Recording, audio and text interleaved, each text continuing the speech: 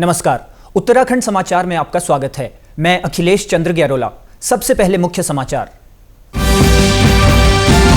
बद्रीनाथ धाम के कपाट बंद होने के साथ ही शीतकाल के लिए चार धाम यात्रा का समापन। इस साल 45,50,000 से ज्यादा श्रद्धालु पहुंचे चार धाम।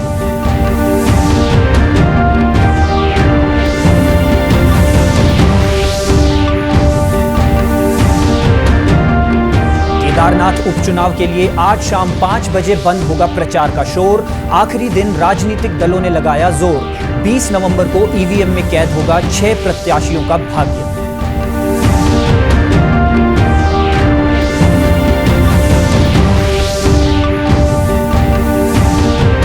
और उत्तराखंड में निकाय चुनाव को लेकर सरकार की तैयारी तेज। शहरी विकास मंत्री प्रेमचंद अग्रवाल का बयान, आरक्षण पर फैसला होते ही होगा चुनाव की तारीखों का ऐलान। अब समाचार विस्तार से। श्री बद्रीनाथ धाम के कपाट कल 17 नवंबर को सेना के बैंड की मधुर धुनों के साथ विधि विधान से पूजा अर्चना के बाद रात्रि 9:07 पर शीतकाल के लिए बंद कर दिए गए। इस दौरान देश विदेश से पहुंचे करीब 10,000 से अधिक श्रद्धालुओं ने बद्री विशाल के दर्शन किए। मंदिर को गेंदे के फूलों से सजाया गया था। 5 दिनों की पूजा अर्चना के बाद रात्रि 8:10 पर शयन आरती हुई। 9 बजे भगवान बद्रीनाथ और देवी लक्ष्मी को माणा गांव की कुंवारी कन्याओं द्वारा तैयार किया गया घृत कंबल ओढ़ाया गया, जिसे कपाट खुलने के अवसर पर प्रसाद के रूप में श्रद्धालुओं को वितरित किया जाता है। इसके बाद रात 9:07 पर कपाट शीतकाल के लिए बंद कर दिए गए। आज बद्रीनाथ धाम से उद्धव, कुबेर और आदि शंकराचार्य की गद्दी योग ध्यान मंदिर पांडुकेश्वर पहुंचेगी। बद्रीनाथ धाम के कपाट बंद होने के साथ ही इस वर्ष की चार धाम यात्रा शीतकाल के लिए बंद कर दी गई है।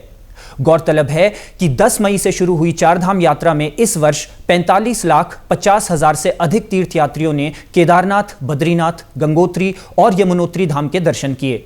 श्री बद्रीनाथ केदारनाथ मंदिर समिति अध्यक्ष अजेंद्र अजय ने बताया कि इस वर्ष बद्रीनाथ धाम में 14 लाख से अधिक तीर्थयात्रियों ने दर्शन किए। उन्होंने कहा कि चारों धामों के विकास का रोड मैप धरातल पर उतारा जा रहा है। बद्रीनाथ मास्टर प्लान का कार्य प्रगति पर है। आने वाले वर्ष में यात्रा को और अधिक सुगम बनाया जाएगा। तो मैं इस अवसर पर जो हमारे यात्रा व्यवस्था से जुड़े हुए तमाम जो हमारे मंदिर समिति के कार्मिक थे, पुलिस प्रशासन के कार्मिक थे, विभिन्न विभागों के, विभिन्न एजेंसियों के जो भी कार्मिक यहाँ पर रहे, एसडीआरएफ, एनडीआरएफ, आरबी, तमाम सभी लोगों का, और जो तीर्थ पुरोहित समाज रहा है, उन सभी का मैं आभार व्यक्त करता हूँ कि उन्होंने जो सफल यात्रा के संचालन में हमको सहयोग दिया। स्वाभाविक रूप से जब यात्रा समाप्त होती है जिस पर, उसके पश्चात प्रदेश सरकार के स्तर से, बद्रीनाथ केदारनाथ मंदिर समिति के स्तर से जो यात्रा काल में हमको अनुभव प्राप्त होते हैं, जो जहां पर हमको सुधार और संशोधन की आवश्यकता लगती है, तो उसको लेकर के हम लोग होमवर्क करते हैं। प्रदेश सरकार भी होमवर्क करती है, शासन स्तर पर भी विभिन्न स्तरों पर बातचीत निरंतर होती रहती है और प्रयास रहता है कि जो जहाँ पर किसी प्रकार की कोई त्रुटि रह गई हो, उस त्रुटि को जो आगामी यात्रा है उसमें उसको संशोधन किया जाए, उसमें सुधार किया जाए। केदारनाथ उपचुनाव के लिए आज शाम 5 बजे प्रचार बंद हो जाएगा। 20 नवंबर को मतदान और 23 को मतगणना होगी। शांतिपूर्ण मतदान और मतगणना के लिए निर्वाचन विभाग और प्रशासन ने तैयारियां पूरी कर ली हैं। आपको बता दें कि इस साल 9 जुलाई को विधायक शैला रानी रावत के निधन से केदारनाथ सीट खाली हो गई थी। 15 अक्टूबर को भारत निर्वाचन आयोग ने उपचुनाव की अधिसूचना जारी की थी। 22 से 29 अक्टूबर तक नामांकन प्रक्रिया के तहत 6 प्रत्याशियों ने अपना नामांकन किया। इस उपचुनाव में भाजपा से आशा नौटियाल, कांग्रेस से मनोज रावत, उत्तराखंड क्रांति दल से डॉक्टर आशुतोष भंडारी के अलावा निर्दलीय त्रिभुवन चौहान, आरपी सिंह और प्रदीप रोहन रूढ़िया भी मैदान में हैं। बीते 17 दिनों से सभी प्रत्याशी चुनाव प्रचार में जुटे हुए हैं। और इस खबर पर ज्यादा जानकारी के लिए बात करते हैं हमारे संवाददाता कुलदीप राणा से। कुलदीप, ये बताइए कि आज केदारनाथ उपचुनाव का प्रचार थमने जा रहा है, इसको लेकर कैसा माहौल बना हुआ है वहां पर? अखिलेश, देखिए, जो केदारनाथ उपचुनाव हो रहा है, आज उसका आखिरी दिन प्रचार प्रसार का है और आज 5 बजे पूरी तरह से जो चुनावी शोर है वो थम जाएगा। लेकिन इससे पहले आज जो तमाम राजनीतिक पार्टियां इस चुनाव मैदान में उतरी हैं, वो अपना जोर आजमाइश कर रही है। और भारतीय जनता पार्टी की बात करें तो आज सूबे के मुख्यमंत्री का भी गुप्तकाशी में विशाल जनसभा कार्यक्रम है, उसमें प्रतिभाग करेंगे। और वो जो भारतीय जनता पार्टी की प्रत्याशी आशा नौटियाल है, उनके पक्ष में वो मतदान की अपील करेंगे। इसके साथ ही जो कांग्रेस पार्टी है, वो उन्होंने भी जो तमाम उनके दिग्गज नेता हैं, चाहे नेता प्रतिपक्ष यशपाल आर्य की बात करें या फिर पूर्व मुख्यमंत्री हरीश रावत की बात करें या फिर उनके प्रदेश अध्यक्ष करण मेहरा हैं, ये तमाम नेता हैं जो कांग्रेस के प्रत्याशी मनोज रावत के पक्ष में मतदान की अपील कर रहे हैं। उसके अलावा निर्दलीय प्रत्याशी जो उम्मीदवार हैं त्रिभुवन चौहान, उनकी बात करें या फिर आरपी सिंह की बात करें या क्षेत्रीय दल यूकेडी है, उनके प्रत्याशी आशुतोष भंडारी, वो लगातार उनके समर्थक जनसंपर्क कर रहे हैं और गांव-गांव जाकर अपने उम्मीदवार के पक्ष में मतदान की अपील कर रहे हैं। इसके अलावा अगर निर्वाचन आयोग की ओर से हम देखें तो तमाम तैयारियां पूरी कर ली गई है निर्वाचन की तरफ से। और आज जो पोलिंग पार्टियां हैं दूरस्थ क्षेत्रों में, जिन दूरस्थ सीमांत गांवों में जिन पोलिंग पार्टियों ने जाना था, आज वो रवाना हो गई है। आकाशवाणी से करीबन 7 पोलिंग पार्टियां आज रवाना हो गई है जी। और कुछ पार्टियां कल रवाना होंगी। कुलदीप, ये बताइए कि भाजपा और कांग्रेस दोनों ने ही पुराने चेहरों पर दांव लगाया है। जहां भाजपा ने आशा नौटियाल को मैदान में उतारा है, वहीं कांग्रेस ने मनोज रावत को उतारा है। इस लिहाज से वहां पे मुकाबला रोचक होने वाला है या क्या कुछ रहने वाला है वहां पे? निश्चित तौर पे जो राष्ट्रीय दल है, क्योंकि जो मुख्यतः मुकाबला माना जा रहा है वो राष्ट्रीय दलों के बीच ही माना जा रहा है। दोनों ने अपने पूर्व विधायकों को उतारा है।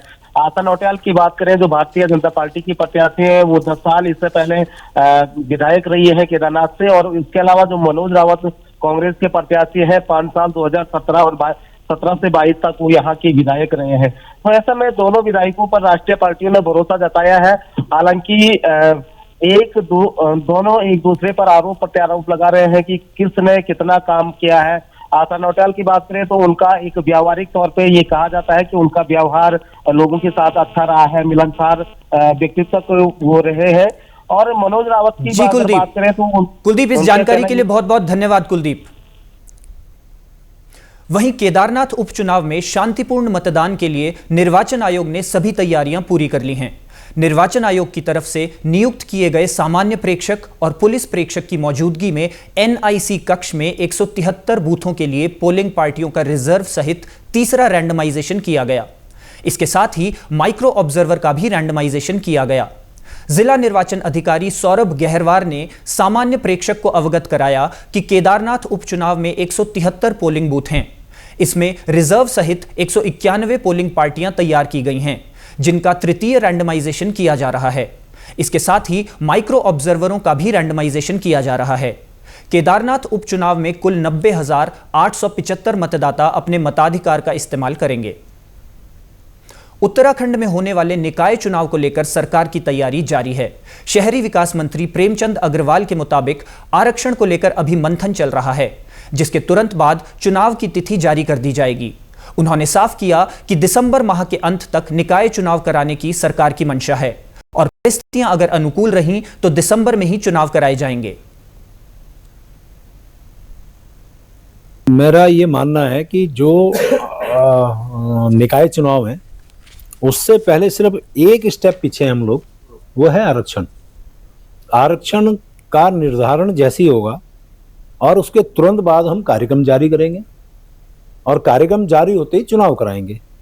तो मुझे लगता है कि जैसा मैं पहले भी कहा था, मैं दोहरा देता हूं कि दिसंबर में किसी भी तरह से हम चुनाव कराने के लिए हमारी मंशा भी है, सरकार भी चाहती है, हम सब लोग इच्छुक हैं और सारी परिस्थितियां अनुकूल रही तो हम दिसंबर में चुनाव कराएंगे।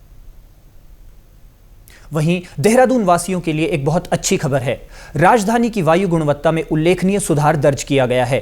देहरादून की आबोहवा आज संतोषजनक श्रेणी में बनी हुई है। राजधानी का वायु गुणवत्ता सूचकांक यानी AQI आज 72 दर्ज किया गया है।